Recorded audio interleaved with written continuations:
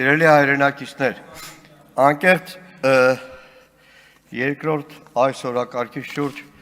արձանագրվել էի, որպեսզի շատ հարցադրումների, այստեղ հնչած ելույթների պատասխանեի, բայց պետք է լրիվ ուրիշ բանի մասին ասեմ, որովհետև 3 օր շարունակ տարբեր ԶՊՎ-ներում, որը ժողովրդում հայտնի է կեպեզ է, ձերբակալվածների ժամանակավոր պահպանման վայրերում շտապօգնության պես այցելում ենք Գյումրիում տասնյակ ձերբակալվածների, տասնյակ բերման ենթարկվածների, այսպես ցուցակներ եմ կազմում, որպեսզի հարազատներին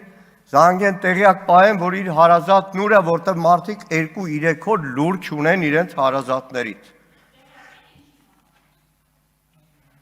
Ո՞վ ասել։ Հա, հեսա կասեմ տեղյակ է։ Տիկին Պալյան։ Գիտեք, ԶՊՎ-ներում հանդիպում ես մարդկանց բանվորական հագուստով, կոմունալ տնտեսության բեռնատարների, վարորդների, հանդիպում ես մարդու, որն առողջական պրոբլեմ ունի, կոմունալ տնտեսությունում հավաքարարա ձևակերպած, հանդիպում ես մարդկանց, որ ոչ քաղաքական, ոչ բան, ոչ մի կապ չունեն, հանդիպում ես մարդու, պաշտոնաթող սպայի, որը թոշակի անցնելուց հետո վարձով է ապրում, 44 օրյա պատերազմի ամենաթեժ զորամասերից մեկի հրամանատարի տեղակալ է եղել։ Նայեք, վերանում եմ Վարդան Ղուկասյանից, նույնիսկ վերանում եմ Վարդան Ղուկասյանի եղբոր թոռներից, ես խոսում եմ պարզ այն մարդկանց մասին, որ բերման են ենթարկվել, որ 2-3 օր պահելուց հետո գիտեք ինչ են արել։ Ժողովուրդ, ուզում եմ անկեղծ ասեմ, նայեք, հակակոռուպցիոն դատարանի մոտ, որտեղ կանգնելու տեղ չկա, նստելու տեղ չկա, բան, երբեմն կատակ եմ անում մեր հանրապետական գործընկերների հետ, ասում ժողովուրդ, օրինակ որ մտածեք տարիներ հետո, այստեղ ամեն օր ժամերով, օրերով բոլորս կանգնելու ենք, բիսեդկա կսարքեիք, նստարաններ կսարքեիք, նայեք, ոչ մի իշխանություն հավերժ չի, հասկացեք, չեմ ուզում որևէ մեկը վաղը ձերբակալվի, հասկացեք, գիտեք ինչ մեխանիզմ է այս քննչականը սովոր է, մարդուն 3 օր 3 պահել են, բերել են, ժամը լրացած է եղել, քննչականից թողել են դուս, մարդը դուս է եկել, բռնել տարել են մեղադրանք են առաջադրել, ժողովուրդ, վաղը ամեն մեկի դռանը չոքելու է, տիկին Էմմա Պալյան, Գյումրին բոլորիդ քաղաքն է, չէ, Գյումրիում քայլելու է, 3 կնոջ տվյալ մինչև հիմա չեմ կարողանում ճշտել, որ մեկուսարաններում է, չեմ կարողանում ճշտել առավոտվանից, տասնյակներով է ժողովուրդ ջան, նայեք, լավ կալանք են տալիս, ավանդաբար այս տարիների ընթացքում տասնյակ հարյուրավոր տղեկի կալանք են տվել, 2 ամիս նստել են, ասել են լավ են կարել, պայքարել են, դուրս են եկել, էլի եկել են հանրավաքի, վերջին 1 տարին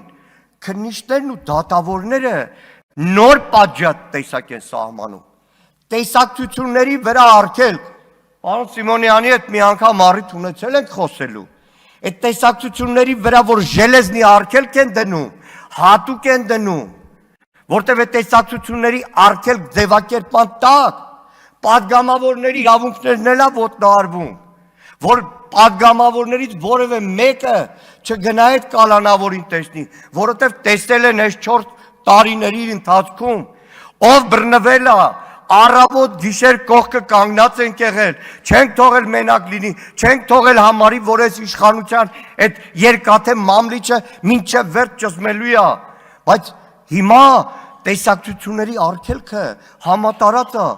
նայեք, Սրբազան, Բագրատ Սրբազանի հետ 19 արդարների վրա, բոլորի վրա տեսակցությունների արգելքը դրել են, քիչ է,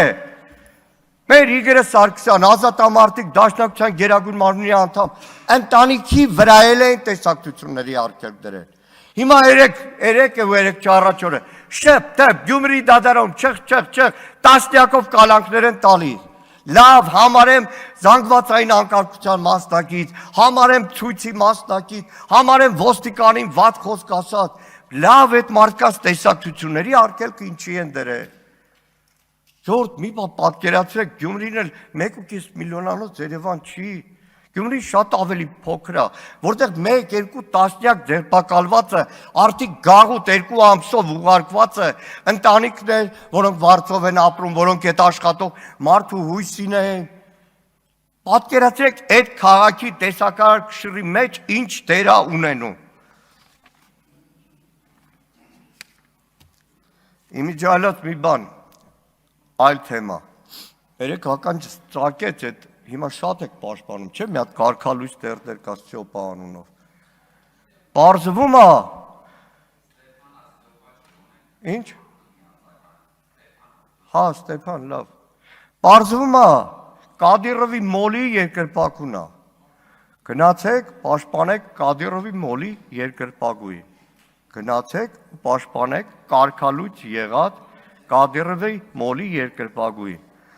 Դուք անհատապես Նիկոլ Փաշինյանի գլխավորությամբ կարող եք գնալ, որտեղ ուզում է,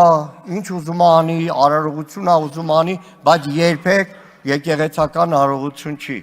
Խնդրանքս ու կոչս մեր հայրենակիցներին, հավատավոր հայրենակիցներից որևէ մեկին չմոլորեցնեք, տանեք մեղ գործելու իբր պայմանական պատարագի մասնակից։ Երեք իմ գործընկերները ընդդիմադիր շատ էին ասում, որ քաղաքացիական պայմանագիրը հետևողական է, համաձայն չեմ իրենց հետ։ Հետևողական չեք, ներողություն եմ խնդրում, հետևողական չի քաղաքացիական պայմանագիրը։ Հետևողականը մեկ մարդ, Նիկոլ Փաշինյանը։ Ես մի առիթով ասել եմ, եթե հետևողական լիներ քաղաքացիական պայմանագիրը, դալիճում նստած քաղաքացիական պայմանագրի պատգամավորները, քաղաքացիական պայմանագրի արդեն հազարավոր անդամները,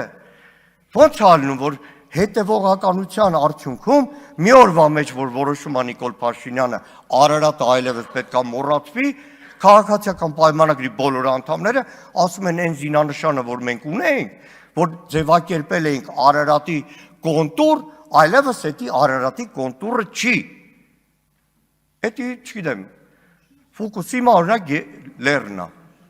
Հետևողականությունը, եթե ասում եք, անցած տարվա Միրոն օրներքի արարողությանը, ես տեսել եմ այս դալիճում նստած շատ պատգամավորների, որպես հայ առաքելական եկեղեցու Մայրաթորի, ամենայն հայոց կաթողիկոսի հետևորդներ, որոնք իրոք եկել էին մեր Մայր Աթորի, մեր եկեղեցու 7 տարին մեկ առնվազն ամենակարևոր իրադարձություններից մեկին, Միրոն օրներքին։ Հիմա շեֆը ասել է, չգիտեմ, կտրիչ է ասել, բոլորը շեֆի ասածով ասում են, մի տարի առաջ կտրիչ բառ ոչ մեկի բերանից պլասկագուկցիով դժվար էր հանել ու հասկանալի էր, որտեղ ամեն մեկը առաքինի որպես հավատացյալ չէր կարող իրեն թույլ տալ։ Հետևողական, որ ասում ենք, ժողովուրդ հետևողական չի, որովհետև Նիկոլ Փաշինյանը մի օր կանգնում մի բան է ասում, բոլորը պարտադիր պետքա կրկնեն, բոլորը պարտադիր պետքա կրկնեն, ամեն հարցում, այսինքն այս 7 տարվա մեջ մարդ խելառեր, թե շաբաթը մեկ ինչ ասե, նույն Ղարաբաղի հարցով, հետևողական չեք, որովհետև Ղարաբաղի հարցով 19 թվականին ասել եք Արցախ Հայաստան է եւ վերջ, պատերազմին ասել եք հաղթելու ենք, ֆորմեկը հակած, նկարված, Արցախ գնացած, 21 թվականին ասել եք դե բանակցություններում պրոբլեմ կար, 22 թվական մի բան, 23, 24, 25-ին մեկ էլ եկել է, Նիկոլ Փաշինյանը ասել է մենք Ղարաբաղից հրաժարվանք, որ մեր պետականությունը պաշտպանենք, բոլորը կրկնում են, դա հետևողականություն չի։ Ու վերջում, էլի երեկվային պատմական էքսկուրսի, նայեք, 88 թվական, մայիսի 28, Ազատության հրապարակ, Ղարաբաղյան շարժումներ, Անդրանիկ Քոչարյանի մեջ եմ վերում, Անդրանիկ Քոչարյանը մեջն էր։ Երբ որ մայիս 28-ին Մովսես Գորգիսյան, հանգուցյալ Վարագա Առաքելյան, Ռապայել Իշխանյան, այսօր կա Ռապիկ Համբարձումյան, Մեխակ Գաբրելյան, անկախության օրն էին ուզում նշեին, այդ օրվա Ղարաբաղյան շարժման ղեկավարները բեմի վրա չէին, որտեվ իրանք համաձայն չէին դրա, ու այդ օրը Մովսես Գորգիսյանը, որ ասեց, դե վերջապես պարզեք այդ եռագույնը, Առաջի անգամ էր, որ Եռագույն ազատության հրապարակում պարզվում Ղարաբաղյան շարժման այդ ղեկավարությունը այդ օր այնտեղ չէ։ Հետո կրկնում եմ, հետո փուլերով է։ Իսկ դաշնակցությունը Հայաստանում այդ օրերին հիմնադրվում էր մի քանի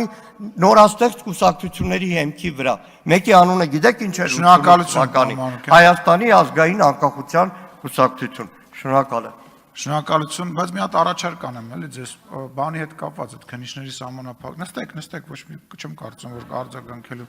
կարիք կլինի։ Բանը այդ քննիչների հետ կապված, սահմանափակումների հետ կապված առաջարկ արեք, քննարկենք։ Ես կարծում եմ, որ այդտեղ որևիցե բան միանշանակ չի եւ իմ անձնական կարծիքով, այո, այդտեղ քննարկելու բան կա։ Ճիշտ է, մենք ենք, որքանով հիշում եմ օրենքը բերել, որ օրինակ քննիչը կարա падգամավորին արգելի, որ մտնի, ես կարծում եմ այդտեղ քննարկելու բան կա։ Բերեք քննարկենք, առաջարկ